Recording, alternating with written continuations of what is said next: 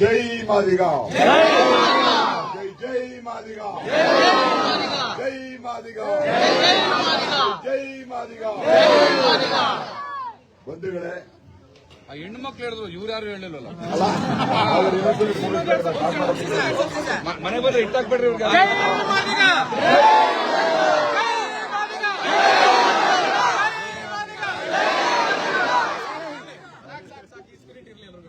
ಬಂಧುಗಳೇ, ನಿಮ್ಗೆಲ್ಲ ಗೊತ್ತಿದೆ ರಥಯಾತ್ರೆ ಯಾಕೆ ಬರ್ತಾ ಇದೆ ಅಂತ. ನಮ್ಮ ಪರಿಶಿಷ್ಟ ಜಾತಿನಲ್ಲಿ ನಮ್ಮ ಜಾತಿಯ ಜನಸಂಖ್ಯೆ ಆಧಾರದ ಮೇಲೆ ನಮಗೆ ಪಾಲ್ ಸಿಗಬೇಕು ಅನ್ನೋಂತ ಹೋರಾಟವನ್ನು ಮಾಡ್ತಾ ಇದ್ದೀವಿ. ಹಿಂದೆ ಇದ್ದಂತ ಕಮಿಷನ್ಸ್ಗಳು, ಸದಾಶಿವ ಆಯೋಗ ಕಮಿಷನ್ ಇರ್ಬೋದು, ಅದು ಬಹಳ ಸ್ಪಷ್ಟವಾಗಿ ಹೇಳಿತ್ತು. ಮಾದಿಗರಿಗೆ 6%, ಒಲೆಯರಿಗೆ 5%, ಗೋವಿಲ್ ಅಂಬಾನಿ ಅವರಿಗೆ 3%, ಇತರರಿಗೆ 1% ಅಂತ. ದುರಾದೃಷ್ಟಕರ, ನಮ್ಮ ಮಾದಿಗ ಸಮಾಜದವರು ಜನಸಂಖ್ಯೆಯಲ್ಲಿ ರಾಜ್ಯದಲ್ಲಿ ನಂಬರ್ 1 ಇದ್ರೂ ಸಹ ನಮ್ಮ ಅನುಕೂಲ ಪಡ್ಕೊಳ್ಳೋದ್ರಲ್ಲಿ ಎಲ್ಲೋ ಒಂದ್ ಕಡೆ ಹಿಂದೆ ಆಗ್ಬಿಟ್ಟಿದೆ. ಇದು ವ್ಯವಸ್ಥಿತವಾಗಿ ನಮ್ಮ ಸಮಾಜದ ಮೇಲೆ ಸಂಚು ಅಂದ್ರೂ ತಪ್ಪಾಗ್ಲಾರ್ದು. ಎಲ್ಲೋ ಒಂದ್ ಕಡೆ ನಾವು ನೇರವಾಗಿ ಆಪಾದನೆ ಮಾಡ್ತೀವಿ. ಈ ಒಂದು ಸ್ಥಿತಿಗೆ ಈ ಕ್ಷೇತ್ರದಿಂದ ಗೆದ್ದಿರಂತ ಸಮಾಜ ಕಲ್ಯಾಣ ಇಲಾಖೆಯ ಸಚಿವರು ಕೂಡ ಕಾರಣ ಅಂತ ನಾನು ಬಹಳ ಗಟ್ಟಿಯಾಗಿ ಹೇಳಕ್ಕೆ ಈ ಸಂದರ್ಭದಲ್ಲಿ ಇಚ್ಛೆ ಪಡ್ತೀನಿ. ಯಾಕೆಂದ್ರೆ ನೀವು ನೋಡಿ ಅವ್ರ ಹೆಜ್ಜೆಗಳನ್ನೆಲ್ಲ ಹೆಂಗೆ ಮಾಡ್ಕೊಂಡು ಬಂದಿದ್ದಾರೆ ಅಂತ. ವೋಟ್ ಮಾತ್ರ ಮಾದಿಗರು ತಗೋತಾರೆ, ಆದ್ರೆ ಅಭಿವೃದ್ಧಿ ಮಾತ್ರ ಮಾದಿಗರ ಪರ ಇಲ್ಲ. ಅವರು ಘಂಟಾಘೋಷವಾಗಿ ಹೇಳ್ತೀನಿ ನಾನು ಇದನ್ನ. ಆಮೇಲೆ ಏನೇ ಈ ಸಮಾಜಕ್ಕೆ ಬ್ಯಾಕ್ಲಾಗ್ ಹುದ್ದೆನ ಭರ್ತಿ ಮಾಡೋದಾಗ್ಲಿ, ಹೊಸ ನೇಮಕಾತಿನ ಭರ್ತಿ ಮಾಡೋದಾಗ್ಲಿ, ಅಥವಾ ಭರ್ತಿ ಮೀಸಲಾತಿನ ಭರ್ತಿ ಮಾಡೋಂಥದ್ದಾಗ್ಲಿ, ಎಲ್ಲದಕ್ಕೂ ಮುಂಚೂಣಿಯಲ್ಲಿ ನಿಂತಿರೋರನ್ನೇ ಈ ಸಮಾಜ ಕಲ್ಯಾಣ ಸಚಿವರು. ಇವರು ಈ ಒಂದು ಕಾಳಜಿ ಇದ್ರೆ ಹೇಳ್ತಾರೆ ಎಲ್ಲಾ ಕಡೆ ಸಾಮಾಜಿಕ ನ್ಯಾಯದ ಪರ, ಸಾಮಾಜಿಕ ನ್ಯಾಯದ ಪರ ಅಂತ. ಕಿಂಚಿತ್ತೂ ಈ ವ್ಯಕ್ತಿಗೆ ಸಾಮಾಜಿಕ ನ್ಯಾಯದ ಪರ ಕಾಳಜಿನೇ ಇಲ್ಲ. ಹಾಗಾಗಿ ಈಗ ನಾವು ಬಂದಿರೋದು ಏನ್ ವಿಚಾರಕ್ಕೆ, ನಮ್ಮ ಹಕ್ಕನ್ನ ನಮ್ಮ ಜನಸಂಖ್ಯೆ ಅನುಗುಣವಾಗಿ ತಕೊಳ್ಳೇಬೇಕು, ಇಟ್ಕೊಳ್ಳೇಬೇಕು ಅನ್ನೋಂಥದ್ದು. ನಮ್ಮ ರಾಜ್ಯದಲ್ಲಿ ಈಗ 2 ತಿಂಗಳು ಗಡುವಾಗಿದೆ. 2 ತಿಂಗಳೊಳಗಡೆ ಸಮೀಕ್ಷೆ ಮಾಡಬೇಕು ಅಂತ. ಈ ಸಮೀಕ್ಷೆ ಮಾಡೋದ್ರಲ್ಲಿ ಮುಖ್ಯವಾಗಿ ಅವ್ರು ಇಟ್ಕೊಂಡಿರೋದೇನು, ಆದಿ ಕರ್ನಾಟಕ, ಆದಿ ಆಂಧ್ರ, ಆದಿ ದ್ರಾವಿಡ, ಇದ್ರ ಮಧ್ಯದಲ್ಲಿ ಮಾದಿಗರಿದೀವಿ, ಒಲೆಯರಿದೀವಿ, ಗೋವಿಲ್ ಅಂಬಾಣಿಗಳು ಕೆಲ ಕಡೆ ಇದ್ದಾರೆ. ಇದು ಜೋಡಣೆ ಆಗಿರೋದ್ರಿಂದ ಅದೆಲ್ಲ ಬೇರ್ಪಡಿಸಬೇಕು ಅಂತ. ಈಗ ನಿಮ್ಮಲ್ಲಿರೋದು ನಮ್ಮ ಈ ಮಾದಿಗ ಸಮಾಜದವರು ಈ ಪ್ರಾಂತ್ಯದಲ್ಲಿರೋರಿಗೆಲ್ಲ ಆದಿ ಕರ್ನಾಟಕ ಅಂತ ನಿಮ್ಮ ಜಾತಿ ಪ್ರಮಾಣ ಪತ್ರ, ಸರಿನಾ? ಸೊ ಈಗ ಬರೋ ಸೆನ್ಸಸ್ ನಲ್ಲಿ ಆದಿ ಕರ್ನಾಟಕ ಅಂತ ಒಂದು ಬ್ರಾಕೆಟ್ ಕೊಡ್ತಾರೆ. ಈಗ ಆದಿ ಕರ್ನಾಟಕದಲ್ಲಿ ನೀವು ಯಾವ ಜಾತಿಯವರು ಅಂತ. ಯಾವ ಜಾತಿಯವರು ನೀವು? ಈ ತರ ಹೇಳಿದ್ರೆ ಬೇರೆ ಬರ್ಕ ಹೋಯ್ತಾರ. ಜೈ ಮಾದಿಗ. ಬರುವಂತ ಸಂದರ್ಭದಲ್ಲಿ ನೀವು ಬಹಳ ಸ್ಪಷ್ಟವಾಗಿ ಆದಿ ಕರ್ನಾಟಕ ಬ್ರಾಕೆಟ್ ಅಲ್ಲಿ ಮಾದಿಗ ಅಂತ ಬರ್ಸ್ಬೇಕು. ಒಂದು, ನಮ್ದೇ ಜಾತಿಯ ಪೌರ ಕಾರ್ಮಿಕರು ಸಾಕಷ್ಟು ಜನ ಆದಿ ದ್ರಾವಿಡ ಅಂತ ನೋಡಿದ್ದಾರೆ, ಅವರು ಕೂಡ ನಮ್ಮವರೇನೆ.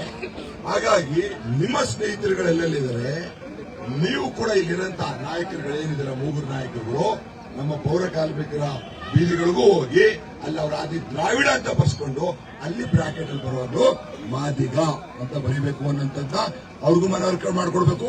ಇಲ್ಲೂ ಇದ್ದೀರಾ ಸಾಕಷ್ಟು ಜನ ಪೌರ ಕಾರ್ಮಿಕರು, ನೀವು ಈ ಲೀಡರ್ಸ್ಗಳು ಹೋಗಿ ಅಲ್ಲಿ ಮನವರಿಕೆ ಮಾಡಿ ಅವ್ರಿಗೆ ಅದನ್ನ ಬರೆಸಬೇಕು ಅಂತ ನಾವು ಬಹಳ ಗಟ್ಟಿಯಾಗಿ ಕೇಳಿದೀವಿ.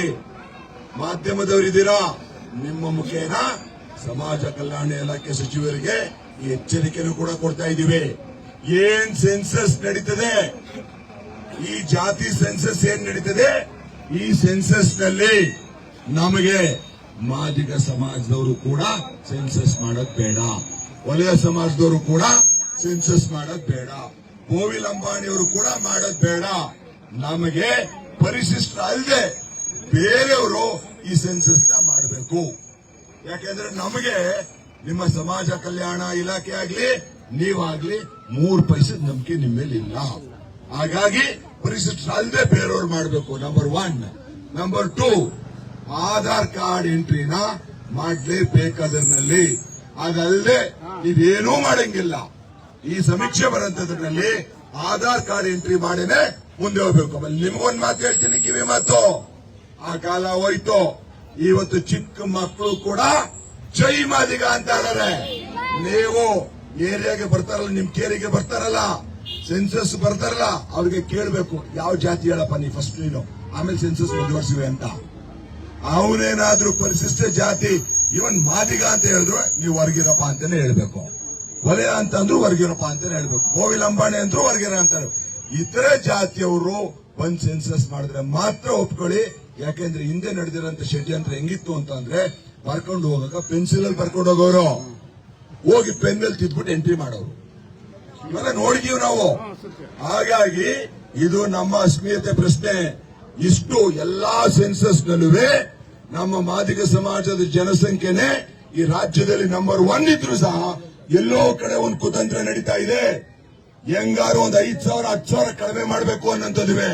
ಅದಕ್ಕೆಲ್ಲ ಆಸ್ಪದ ಕೊಡಬೇಡಿ ನೀವು, ಅದನ್ನ ಹಿಡಿಯಲೇಬೇಕು.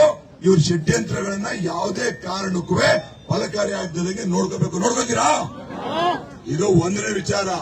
ಎರಡನೇ ವಿಚಾರ ನೋಡಿ, ಈ ಕ್ರಾಂತಿಕಾರಿ ಮೊದಲು ಪಾದಯಾತ್ರೆ ಮಾಡಿದ್ರು, ಈಗ ರಥಯಾತ್ರೆ ಮಾಡ್ತಾ ಇದ್ದಾರೆ. ಪಾದಯಾತ್ರೆ ಮಾಡಿದಾಗ 320 ಕಿಲೋಮೀಟರ್ ಹರಿಹರದಿಂದ ಬೆಂಗಳೂರು ತನಕ ನಡೆದ್ರು. ಈ ಉರುಬಿಸಿಲಿನಲ್ಲಿ ಒಂದೆರಡು ದಿನ ನಡೆಯಕ್ಕೆ ಸುಸ್ತಾಗಿ ಹೋಗ್ತೀವಿ. ಅವರು 320 ಕಿಲೋಮೀಟರ್ ನಡ್ಕೊಂಡು ಬಂದು ಬೆಂಗಳೂರಿನಲ್ಲಿ ಒಂದು ದೊಡ್ಡ ಸಮಾವೇಶ ಮಾಡಿದ್ರು. ಸರ್ಕಾರ ಭಕ್ತು, ವಕೀಲರ ಸಂಘ, ನಾವು ವಕೀಲರ ಸಂಘನೂ ಕೂಡ ಅವ್ರ ಜೊತೆ ಅಷ್ಟೇ ಗಟ್ಟಿಯಾಗಿ ಜೋಡಣೆ ಆಗಿದ್ದೀವಿ. ನಾವೆಲ್ಲ ಈಗ ರಥಯಾತ್ರೆ ಮಾಡ್ತಾ ಇದ್ರೆ ಎಲ್ಲಿಂದ ಶುರು ಆಯ್ತು ಹೇಳಿ ನೋಡೋಣ.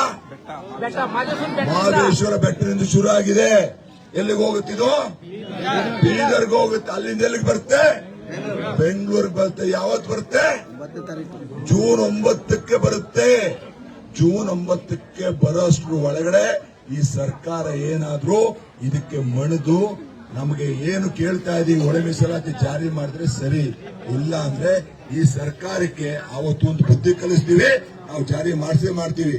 ಮುಖ್ಯವಾಗಿ ನೀವು ದುಡ್ಡು ಬೇಕಾ, ಕಾಸು ಬೇಕಾ, ಇದೆಲ್ಲ ಕೊಟ್ಟರೆ ಬರೋದ ನೀವು ಬೆಂಗಳೂರಿಗೆ? ಸರಿ, ನೀವು ಪಾದಯಾತ್ರೆ ಮಾಡ್ಕೊಂಡು ಬಂದ್ರಲ್ಲ, ಎಷ್ಟು ಜನ ಮಹಿಳೆಯರು ಬೆಂಗಳೂರು ಬಂದಿಲ್ಲ? ಕೈ ಎತ್ತಿ ನೋಡುವ. ಮತ್ತೆ ಈಗ ಭಾಸ್ಕರ್ ಪ್ರಸಾದ್ ಅವರು ಯಾವಾಗ ಹೇಳ್ತಾರೆ, ಈ ರಥಯಾತ್ರೆ ಇರುವಾಗ ತಾಳಿ ಇವ್ರು ಹೇಳ್ತಾರೆ, ಮಹದೇಶ್ವರನ್ ಬೆಟ್ಟಕ್ಕೆ ಹೋಗಕ್ಕೆ ನಿಮ್ಗೆ ಯಾರು ಸೌಕರ್ಯ ಸೌಲಭ್ಯ ಕೊಡ್ಬೇಕಾ? ನೀವೇ ಹೋಗಲ್ವಾ? ಹಣಕಾಸು ಕೊಡೋದವ್ರು ಜೋಡಿಸ್ಕೊಂಡು ಏನಕ್ಕೆ ಹೋಗ್ತೀರಾ? ಏನೋ ದೇವ್ರು ಒಳ್ಳೇದ್ ಮಾಡ್ಲಿ ಅಂತ. ಒಳ ಮೀಸಲಾತಿ ಜಾರಿ ಆದ್ರೆ ಈ ಮಕ್ಕಳು ಇದ್ದಿದ್ದಲ್ಲ, ಇವರೆಲ್ಲ ಡಾಕ್ಟರ್ ಇಂಜಿನಿಯರ್ ಆಗ್ಬಿಡ್ತಾರೆ. ಚಿಕ್ಕ ಪುಟ್ಟ ಕೆಲಸ ಮಾಡ್ತಾ ಇದ್ದೀರಾ, ಬರೀ ಅಲ್ಲಿ ಹೋಗ್ಬಿಟ್ಟು ಸೋಷಿಯಲ್ ಸಮಾಜ ಕಲ್ಯಾಣ ಇಲಾಖೆ ಹೋಗ್ಬಿಟ್ಟು 50,000 ಲೋನು, 1 ಲಕ್ಷಕ್ಕೆ ಲೋನ್ ಅಲ್ಲ, 1 ಕೋಟಿ ಲೋನ್ ಕೇಳ್ಬೋದು ನಾಳೆ. ನೀವು ಕೂಡ ಎಲ್ಲರಂತೆ ಶಕ್ತಿಶಾಲಿ ಆಗ್ತೀರಾ. ಅದ್ ಮಾಡ್ಬೇಕಾದ್ರೆ ಏನ್ ಮಾಡ್ಬೇಕು? 9ನೇ ತಾರೀಕು ಎಲ್ಲಿಗೆ ಬರ್ತೀರಾ? ಸಾಹೇಬ್ರೆ, ಇವ್ರ ಮುಖ ಎಲ್ಲ ನೋಡ್ಕೊಳ್ಳಿ. ನಾವು ಇವ್ರು ನೋಡ್ಕೊಂಡವ್ರೆ. ಈಗ ರೆಕಾರ್ಡ್ ಆಗಿದೆ ಅಂತ ಬೇರೆ. ನೀವು ಮಹಿಳಾ ಸಂಘದವ್ರು ನೀವೇ ಚಂದ ಎತ್ತಬೇಕು, ಬಸ್ ಮಾಡ್ಕೋಬೇಕು, ಬರ್ತಾ ಇರ್ಬೇಕಲ್ಲಿ. ಅಲ್ಲಿ ನಿಮ್ಗೆ ಒಳ್ಳೇದಾದ್ರೆ ಈ ಮಕ್ಕಳೆಲ್ಲ ನಿಮ್ಗೆ ಡಾಕ್ಟರ್ ಇಂಜಿನಿಯರ್ ಆಗಿ ನಿಮ್ಮ ಭವಿಷ್ಯನೂ ಚೆನ್ನಾಗಾಗುತ್ತೆ, ಮುಂದಿನ ಭವಿಷ್ಯನೂ ಚೆನ್ನಾಗಾಗುತ್ತೆ. ಇದೆರಡು ವಿಚಾರ ನಿಮ್ ಗಮನ ಇರಲಿ. ಒಂದು ಸೆನ್ಸಸ್, ಒಂದು 9ನೇ ತಾರೀಕು ನಡೆಯುವಂತ ನಮ್ಮ ಸಮಾವೇಶ ಬೆಂಗಳೂರಲ್ಲಿ. ಬರ್ತೀರಾ? ಜೈ ಮಾದಿಗ. ಹೋಗಿದ್ರೆ ಬರೋಲ್ಲ ನೀವು, ಎಲ್ಲ ಕೈ ಎತ್ಬಿಟ್ಟು ಹೋಗ್ಬೇಕು. ಅದಾ ಜೈ ಮಾದಿಗ. ಜೈ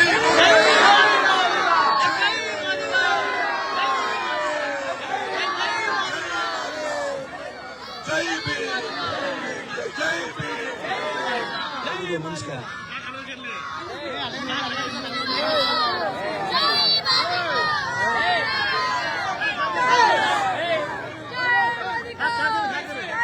ಜೈ ಭೀಮ್. ಸೈಲೆಂಟ್ ಆಗಿರ್ಬೇಕು. ನಾನು ಮಾತಾಡೋ ನೀವು ಮಾತಾಡೋ ನಾನು ಮಾತು ತಿಳಿಸ್ಬಿಡ್ತೀನಿ. ಸೈಲೆಂಟ್ ಆಗಿರ್ತೀರಾ?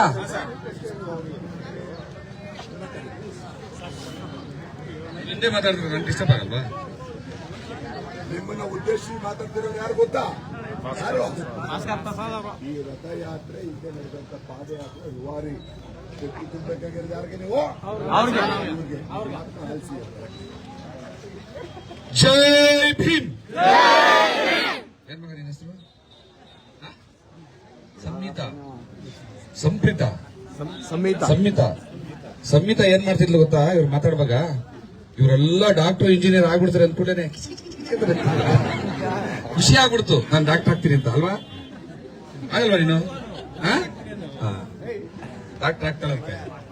ಆ ಮಗ ಡಾಕ್ಟರ್ ಆಗ್ಬೇಕು ಅಂತಂದ್ರೆ ನೀವೆಲ್ಲ ಏನ್ ಮಾಡ್ಬೇಕು ಹೇಳಿ? ತ್ಯಾಗ ಮಾಡ್ಬೇಕು.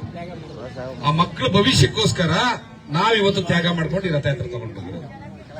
ಕೇಳಿಸ್ಕೊಂಡ್ರವ, ನಾನು ನಿಮ್ಗೆ ಉದ್ದೇಶಿಸಿ ಮಾತಾಡ್ತೀನಿ, ಇವ್ರನ್ನ ಉದ್ದೇಶಿಸಿ ಮಾತಾಡಿದ್ರೆ ಏನು ಪ್ರಯೋಜನ ಇಲ್ಲ. ಯಾಕೆಂತಂದ್ರೆ ಸೆನ್ಸಸ್ ಬಂದಾಗ ಮನೆಗೆ ಇರ್ಬೇಕಾಗಿರೋದು ನೀವು, ಇವ್ರು ಇರಲ್ಲ, ಆಚೆ ಹೋಗಿರ್ತಾರೆ ದುಡಿಯಕ್ಕೆ. ಅಲ್ವಾ? ಅವ್ರ ತಾನೇ ಉತ್ತರ ಕೊಡ್ಬೇಕಂದ್ರು, ಹಂಗಾಗಿ ಅವ್ರಿಗೆ ಹೇಳ್ತೀನಿ.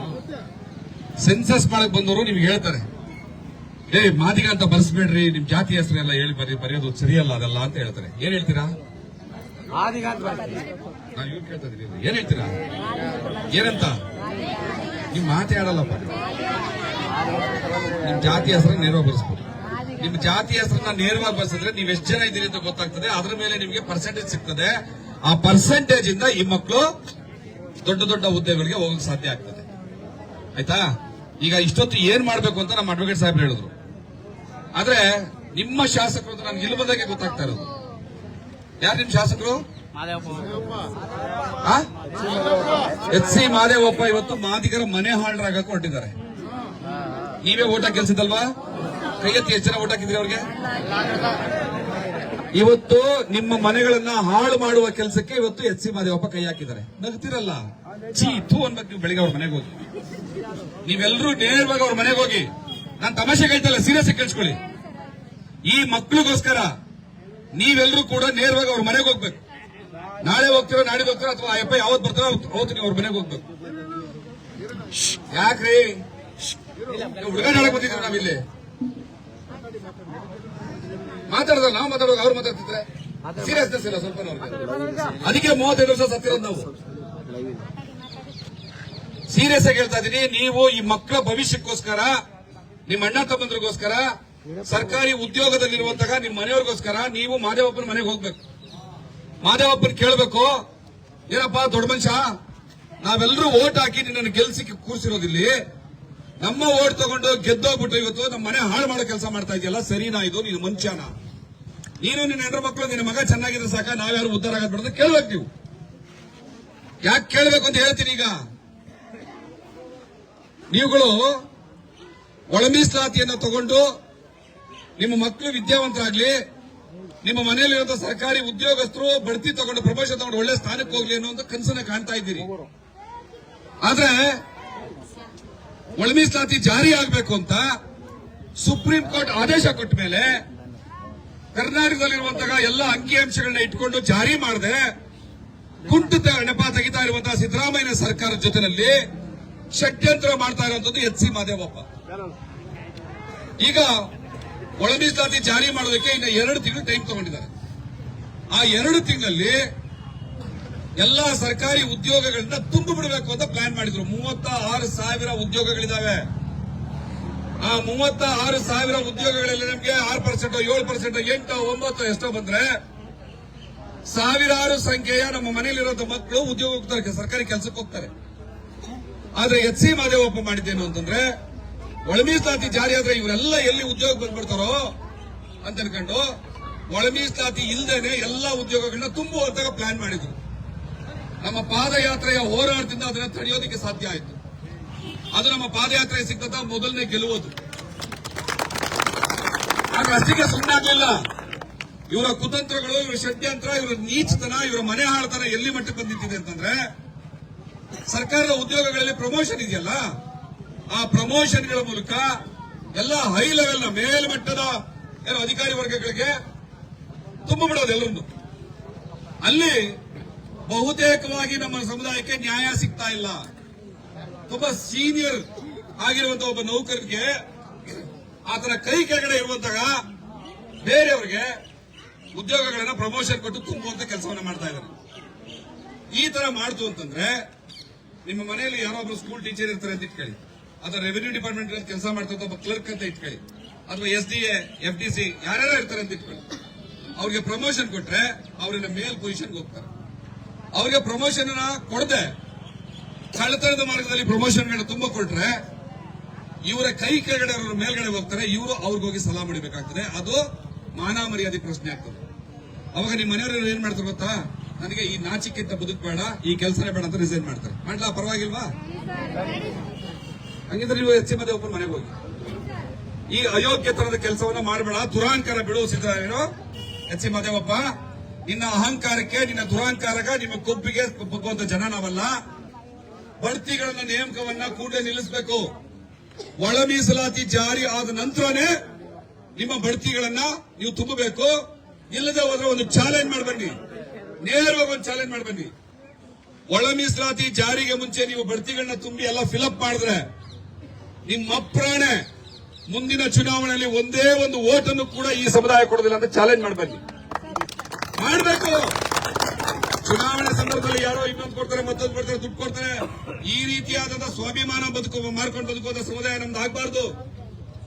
ನೀವು ಪ್ರತಿ ಕ್ಷಣವೂ ಕೂಡ ಈ ಮಕ್ಕಳ ಭವಿಷ್ಯವನ್ನ ನಿಮ್ ಕಣ್ಣಲ್ಲಿ ಕಾಣಬೇಕು. ನೀವೆಲ್ಲ ವಯಸ್ಸಾದ ತಾಯಂದಿರ್ತೀರಿ, ಇಲ್ಲಿ ನೀವು ಬಹಳ ಕಷ್ಟ ಬಿದ್ದಿದ್ದೀರಿ. ಯಾರ್ದೋ ಹೊಲದಲ್ಲಿ ಕೆಲಸ ಮಾಡಿರ್ತೀರಿ, ಯಾರ್ದೋ ಮನೇಲಿ ಕೆಲಸ ಮಾಡಿರ್ತೀರಿ, ಒಂದಿಷ್ಟು ಕಾಸು ಹಂಚ್ಕೊಂಡು ನಿಮ್ಮ ಮಕ್ಕಳನ್ನ ಓದಿಸಿದೀರಾ. ನಿಮ್ಮ ಮಕ್ಕಳು ಇವಾಗೆಲ್ಲ ಕಾಲೇಜ್ಗಳಲ್ಲಿ, ಯೂನಿವರ್ಸಿಟಿಗಳಲ್ಲಿ ಓದ್ತಾ ಇದಾರೆ ಅಂತ ಇಟ್ಕೊಳ್ಳಿ. ಏನ್ ಕನ್ಸ್ಕೊಂತಾರ ನೀವು? ಅವರೆಲ್ಲರೂ ಹೊರಗಡೆ ಬರಲಿ, ಒಳ್ಳೆ ಕೆಲಸ ಸಿಗ್ಲಿ, ಅವ್ರ ಹೆಣ್ಣು ಮಕ್ಕಳು ಚೆನ್ನಾಗಿ ಮದುವೆಗೆ ಮಾಡ್ಕೊಂಡು ಚೆನ್ನಾಗಿರ್ಲಿ ಅಂತ ನೀವು ಆಸೆ ಪಡ್ತಾ ಇದ್ದೀರಿ. ಇವರೆಲ್ಲ ಈ ತರ ಕಳ್ಳತನದಲ್ಲಿ ಕೆಲಸಗಳನ್ನ ತುಂಬ್ಕೊಂಡ್ ಬಂದ್ಬಿಟ್ರೆ ನಿಮ್ಮ ಮಕ್ಕಳು ಚಿಪ್ ಹಿಡ್ಕೊಂಡು ಭಿಕ್ಷಾಂತ ಇವ್ರ ಮನೆ ಮುಂದಕ್ಕೆ ಹೋಗ್ಬೇಕಾ? ಇವ್ರ ಮಗನಿಗಾದ್ರೆ MP ಟಿಕೆಟ್ ಬೇಕಲ್ವಾ? ನಿಮ್ಮ ಮಕ್ಕಳಿಗೆ ಒಂದು ಸಣ್ಣ ಕೆಲಸ ಬೇಡವಾ? ಇಂಥ ಮಾದಿಗರ ಮನೆ ಹಾಳರಿಗೆ ನೀವು ಓಟ್ಗಳನ್ನ ಹಾಕಿ ಗೆಲ್ಸಿದ್ದೀರಿ. ಹೋಗಿ ವಾರ್ನಿಂಗ್ ಮಾಡಿ, ಎರಡೂ ಅವಕಾಶ ಕೊಡಿ. ಬಡ್ತಿ ಮೀಸಲಾತಿಯನ್ನ ನಿಲ್ಸಿದ್ರೆ, ಒಳ ಮೀಸಲಾತಿಯನ್ನ ಜಾರಿ ಮಾಡಿದ ನಂತರ ನೀವು ಅದನ್ನು ತುಂಬಿದ್ರೆ ನಾವು ಯಾವತ್ತಿಗೂ ನಿಮ್ ಕೈ ಹಿಡಿತೀವಿ. ಹೌದಾ? ಒಳ್ಳೇದ್ ಮಾಡಿದವ್ರನ್ನ ಯಾವತ್ತಿಗೂ ಕೂಡ, ಉಪ್ಪಿಟ್ಟವ್ರನ್ನ ಎಲ್ಲಿವರೆಗೂ ನೆನಬೇಕು, ಉಪ್ಪಿಟ್ಟವ್ರನ್ನ ಮುಪ್ಪಿರೋವರೆಗೂ ನೆನಬೇಕು ಅಂತ ಒಂದು ತಾಯಿ ಹೃದಯ ಸಮುದಾಯ. ಅವ್ರಿಗೆ ಹೇಳಿ, ನೀವು ನಮಗೆ ಅನ್ಯಾಯವನ್ನ ಮಾಡದೆ ಹೋದ್ರೆ ನಿಮ್ ಕೈ ಯಾವತ್ತು ಹಿಡಿತೀವಿ ನಾವು. ನೀವು ನನಗೆ ಅನ್ಯಾಯ ಮಾಡಿದ್ರೆ ನೀವು ಸತ್ತ 3 ದಿವಸ ಅಂತ ಹೇಳಿ, ನೇರವಾಗಿ ಹಿಂಗೆ ಹೇಳಿ, ಇದೇ ಮಾತನ್ನೇ ಹೇಳಿ, ನೀವು ಸತ್ತ 3 ದಿವಸ ನಮ್ಮ ಪಾಲಿಗೆ ಯಾಕಪ್ಪ?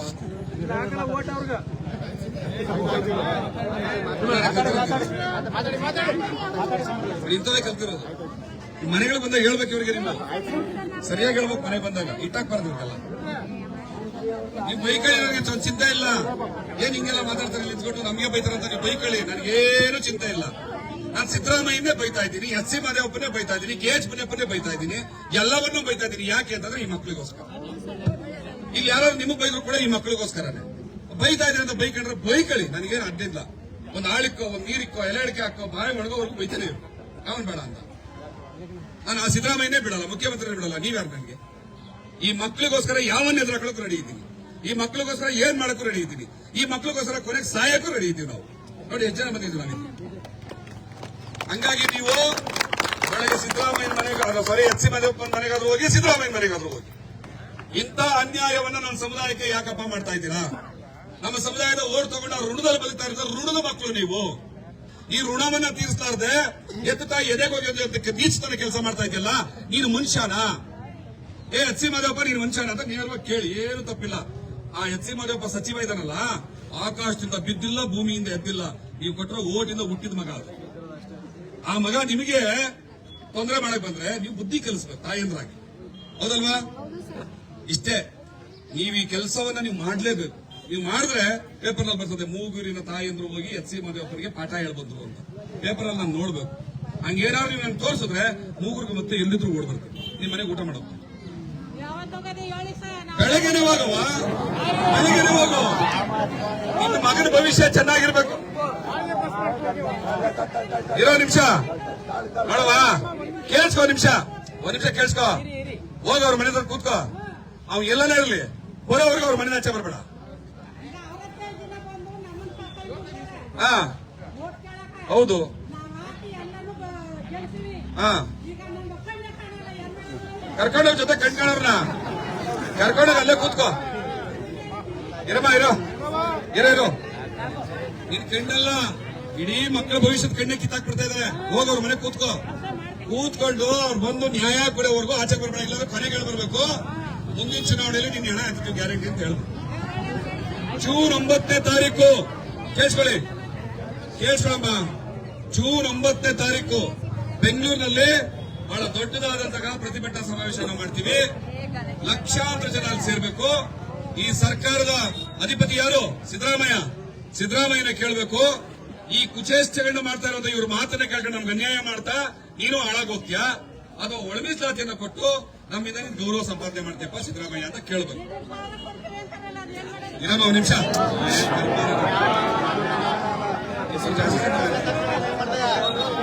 ಇಲ್ಲಿ ಕೇಳಿಸ್ಕೊಳ್ಳಿ. ನೀವು ಸುಮ್ಮನೆ ಬಿಡಲ್ಲ, ಸೆಂಟ್ರಲ್ ಏನು ಮಾತಾಡ್ಬೇಡ. ನೀನು ಮಾತಾಡ್ತಿದ್ರೆ ನಾನು ಉತ್ತರ ಮಾಡೋಣ. ಸುಮ್ಮನೆ ಜೂನ್ 9ನೇ ತಾರೀಕು ಬೆಂಗಳೂರಿಗೆ ಈ ಊರೇ ಬರ್ಬೇಕು. ಬರ್ತೀರಾ? ಯಾರಿಗೋಸ್ಕರ ಬರ್ತೀರಾ? ನಿಮ್ಮ ಮಕ್ಕಳ ಭವಿಷ್ಯಕ್ಕೋಸ್ಕರ. ಯಾರಿಗೋಸ್ಕರ ಬರ್ತೀರಾ? ಬರ್ಬೇಕು. ಇಲ್ಲ ಮಾದಪ್ಪನ ಪ್ರಮಾಣ ಮಾಡಿ ನೋಡೋಣ ಬರ್ತೀವಿ ಅಂತ. ಮೂಗೂರು ತಿಪ್ಪಾದೇವಿ ಗ್ಯಾರಂಟಿ ಬರ್ತೀರಾ? ನಾವು ನಂಬ್ತೀವಿ. ನೀವು ಬರ್ಲೇಬೇಕು ಎಲ್ರು. ಇವ್ರು ಯಾರು ಮಾತಾಡಲ್ಲ. ಆಯ್ತು. ಜೈ ಭೀಮ್.